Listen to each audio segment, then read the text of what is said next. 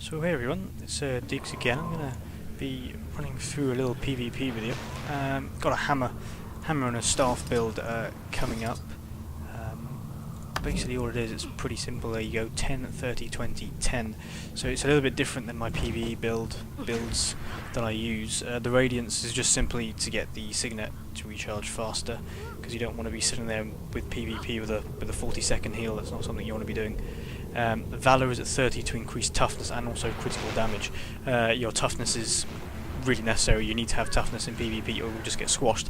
World a little bit, you need a little toughness. I say 10 is the minimum. Kind of like standard rate for myself is 10. Some people's minimum is 10, but for me as a standard rate. PvP I like to have as much toughness as I possibly can, and the best thing about this is that I get 100% chance to burn attackers when I block. And then critical hits with my hammer, 50% chance to chill my target, so it slows them down, which is great for me because hammer is quite slow, so you want to chill them down. So that's why I've gone for 20 in Valor, but the 30 is applying a boon, heals your allies. Applying a boon to allies heals myself, which is great. So a bit of altruism there, supplying all these shouts. Then of course that makes them heal me too. So it's great. Honour, shouts, of course I need my shouts to recharge faster, and of course my two-handed weapon skills recharge 20% faster because I'm using a hammer and a staff. My virtue, this is basically just gain 3 seconds of retaliation when I'm dazed or something. I can probably change that to something else. But I mean, I don't really, have anything else other than that to use. That's why I use the retaliation. Just simply because I can use retaliation last longer, but I really don't have too much retaliation in my actual build. That's why I use the subconscious retaliatory subconscious.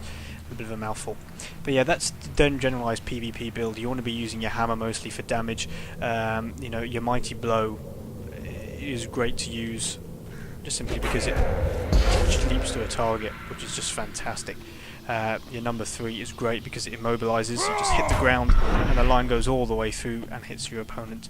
Your number 4 is brilliant because it just smashes your opponent away, so it's great, good for capping, help you cap. Number 5 is also good to help get that slimy little burglar in this circle and obviously not allow anybody else into that ring.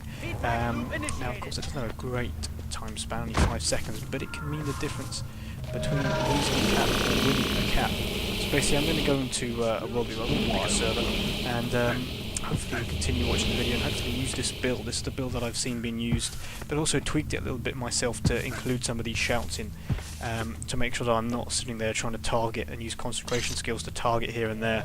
I'm going to be just using plain old shouts and just going to be whacking people with my hammer, as well as doing some healing and little buffs as I go along with my staff anyway. So yeah, I'm going to try and find a server and hopefully see you in game.